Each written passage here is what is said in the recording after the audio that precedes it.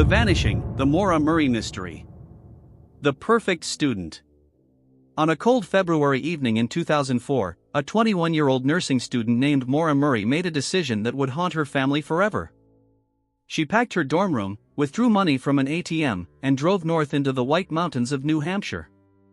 She was never seen again. But to understand Maura's story, we need to go back to the beginning. Maura Elizabeth Murray was the kind of daughter every parent dreams of. Born in 1982, she grew up in Hanson, Massachusetts, the fourth of 5 children in a close-knit family. Her father Fred, a welder-turned-computer technician, was her hero. Her mother Lori worked as a nurse, instilling in Maura a desire to help others. From an early age, Maura excelled at everything she touched. She was a gifted athlete, running track and playing lacrosse. Academically, she was exceptional, maintaining high grades while balancing multiple responsibilities. Those who knew her described a young woman who was driven, responsible, and deeply loyal to her family. In 2001, Maura enrolled at the University of Massachusetts Amherst to study nursing. She chose a demanding program, but true to form, she thrived. Her professors remember her as engaged and dedicated. Her friends saw someone who seemed to have it all figured out, until the cracks began to show. The first sign of trouble came in October 2003. Maura was caught using a stolen credit card to order pizza. The charges were eventually dropped, but those close to her noticed she seemed stressed, different somehow. Then came the phone call. On February 5, 2004, just 4 days before her disappearance, Maura was working her campus security job when she received a phone call. Her supervisor later described how Maura broke down crying after hanging up. She became so distressed that she had to be escorted back to her dorm room. When asked what had happened, Maura would only say it was a personal family matter. What was discussed in that phone call remains one of the most significant mysteries surrounding Maura's case.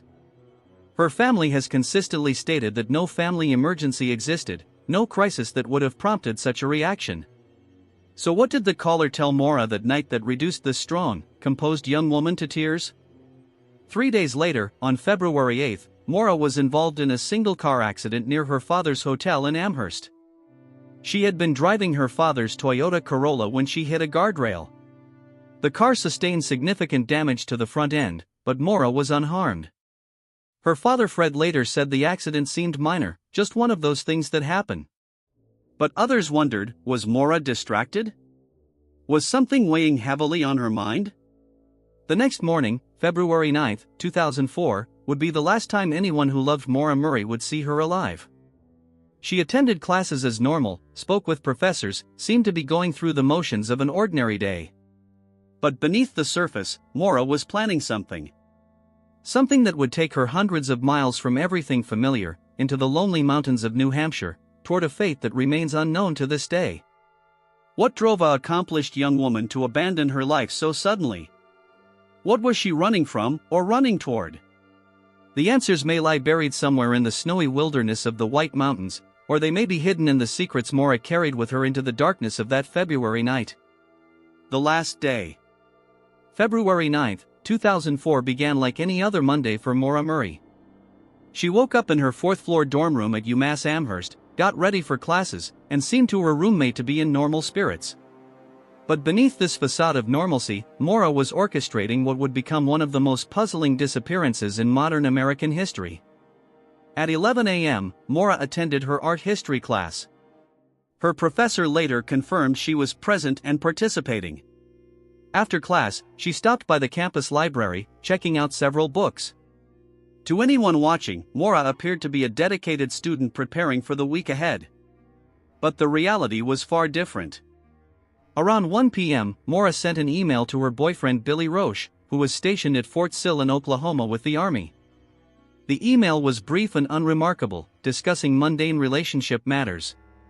She also sent emails to her professors and work supervisor, claiming there had been a death in the family and that she would be out for the next week.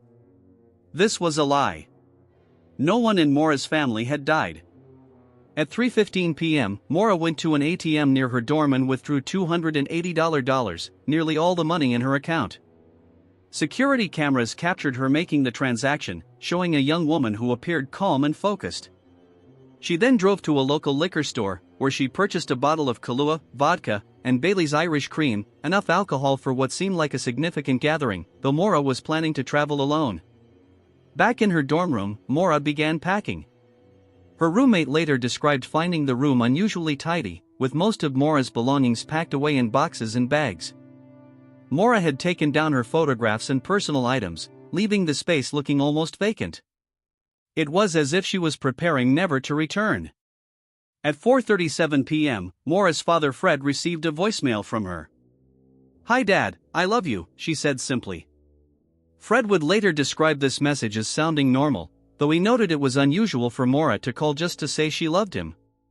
He tried calling back multiple times, but Maura never answered.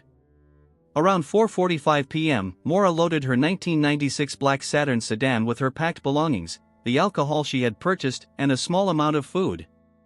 She left her dorm room for the final time, walking through the corridors where she had spent 3 years of her life, past the friends and acquaintances who had no idea they were witnessing her final departure. Maura drove north on Interstate 91, then Route 2, west toward the White Mountains of New Hampshire.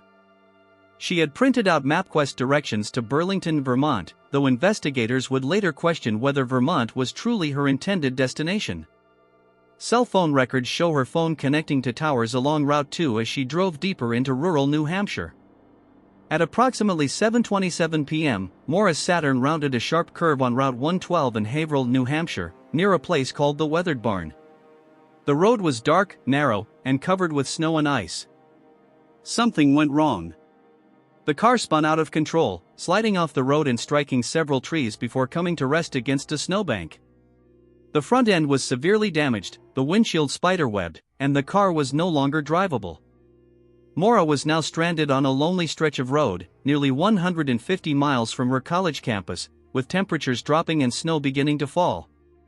She was carrying a backpack, her cell phone, and some of the alcohol she had purchased earlier. What happened in the next 17 minutes would become the focal point of one of America's most enduring mysteries. The crash scene would tell its own story, but it would be a story with more questions than answers, setting the stage for 2 decades of speculation, investigation, and heartbreak for everyone who loved Maura Murray. 17 minutes. At 7:27 p.m. on February 9, 2004, Maura Murray's black Saturn came to rest against a snowbank on Route 112 in Haverhill, New Hampshire. The front end was crumpled, steam rising from the damaged radiator into the frigid mountain air. For the next 17 minutes, Maura's fate would hang in the balance, and what happened during this brief window of time continues to baffle investigators and amateur sleuths to this day. The first person to encounter the crash scene was Butch Atwood, a school bus driver who lived nearby. Atwood was returning home from his route when he spotted the damaged Saturn around 7:30 p.m. He pulled his bus over and approached the car, where he found Maura outside the vehicle, appearing shaken but uninjured. Atwood later described Maura as seeming composed despite the circumstances. She was wearing a dark jacket and appeared to be assessing the damage to her car. When Atwood offered to call for help, Maura declined, insisting she had already called AAA and that help was on the way. This was a lie. Cell phone records would later show that Maura's phone had no signal in this remote location. Something about Maura's demeanor struck Atwood as odd. She seemed anxious, almost desperate to get him to leave. When he pressed the issue of calling for help, she became more adamant that she didn't need assistance. Despite his concern, Atwood respected her wishes and drove to his nearby home, where he immediately called 911 to report the accident. Meanwhile, another witness was observing the scene. Faith Westman, who lived in a house directly across from the crash site, had heard the impact and looked out her window to see the damaged car. She watched as Atwood stopped to help, then continued monitoring the situation. Westman later told police she saw what appeared to be a man smoking a cigarette near the car, though this detail would become controversial as other witnesses couldn't confirm this sighting. At 7:46 p.m., Sergeant Cecil Smith of the Haverhill Police arrived at the scene. The drive from the police station had taken approximately 10 minutes, meaning that by the time help arrived, Maura had been at the crash site for nearly 20 minutes. But when Sergeant Smith stepped out of his cruiser, he found something that defied explanation. The Saturn was there, abandoned and empty, but Maura Murray was nowhere to be found. The car told its own story. The doors were unlocked, and inside, Smith found Maura's belongings scattered about. Her textbooks were in the back seat, along with some clothing and personal items. A damaged box of wine was found, its contents having spilled during the crash. Most puzzling was what wasn't found. Maura's backpack, which several witnesses had seen her carrying, was missing. So was her cell phone. Smith examined the area around the car, looking for footprints or any sign of which direction Maura might have gone. The snow was falling steadily now, but he managed to find what appeared to be footprints leading away from the car toward Route 112. However, these prints seemed to disappear after a short distance, as if Maura had simply vanished into the winter night. The search began immediately. Smith called for backup, and within hours, multiple police units were combing the area around the crash site. They searched the woods on both sides of the road, checked nearby houses, and questioned anyone who might have seen something unusual. But as the hours turned into days, and days into weeks, no trace of Maura Murray was found. The 17-minute window between the crash and the arrival of police would become the most scrutinized period in the entire case. What convinced Maura to leave the relative safety of her damaged car and venture into the freezing wilderness? Did someone stop and offer her a ride? Was she running from something, or towards something? Some theorized that Maura, possibly intoxicated from alcohol found in the car, panicked about getting a DUI and fled into the woods. Others suggested she may have been picked up by a passing motorist, either willingly or unwillingly. The most troubling theory was that Maura had encountered someone with malicious intent during those crucial 17 minutes when she was alone and vulnerable on that dark mountain road. What we know for certain is that in those 17 minutes, a young woman's life changed forever, and a mystery was born that would captivate the public imagination for decades to come. Somewhere in that brief span of time, Maura Murray made a decision or faced a circumstance that would remove her from the world as completely as if she had never existed at all. 20 years of questions. 20 years have passed since Maura Murray vanished into the New Hampshire wilderness, and her disappearance remains as mystifying today as it was on that February night in 2004. What began as a local missing person case has evolved into one of the most discussed and debated mysteries in modern American crime, spawning countless theories, investigations, and a devoted community of people determined to find answers. In the immediate aftermath of Maura's disappearance, law enforcement faced significant challenges. The New Hampshire State Police took over the case from local authorities, but valuable time had already been lost. The crash scene had not been properly secured, potential evidence may have been contaminated, and the harsh winter weather was making search efforts increasingly difficult. Fred Murray, Maura's father, became the driving force behind the search for his daughter. He took time off work, traveled to New Hampshire repeatedly, and conducted his own investigation. He hired private investigators, organized search parties, and tirelessly advocated for media attention to keep Maura's case in the public eye. His dedication was both inspiring and heartbreaking, as he refused to give up hope that his daughter might still be found alive. Over the years, several theories have emerged about what happened to Maura. The tandem driver theory suggests that Maura was following another vehicle when she crashed, and that this second driver picked her up after the accident. Proponents point to what they claim are inconsistencies in witness statements and evidence of a second car at the scene. Another theory focuses on Maura's mental state in the days before her disappearance. Some investigators believe she was struggling with personal problems, academic pressure, relationship issues, or family stress, and that her trip to New Hampshire was an attempt to escape or even harm herself. The alcohol in her car and her seemingly planned departure from college support this theory. More sinister theories suggest Maura may have been the victim of foul play. The isolated location, the fact that she was a young woman alone at night, and the complete absence of any trace of her have led some to believe she may have been abducted. Several individuals have been investigated as potential suspects over the years, though no arrests have ever been made. In 2017, the case gained renewed attention when the popular true crime podcast Missing Maura Murray began exploring every aspect of her disappearance. The podcast brought together a community of amateur investigators, family members, and experts who continue to analyze evidence, share theories, and push for new leads. Despite extensive searches, numerous investigations, and advances in forensic technology, Maura Murray remains missing. Her family has never stopped looking for her, never stopped hoping for answers. They've endured false leads, cruel hoaxes, and the painful reality that their daughter and sister may never come home.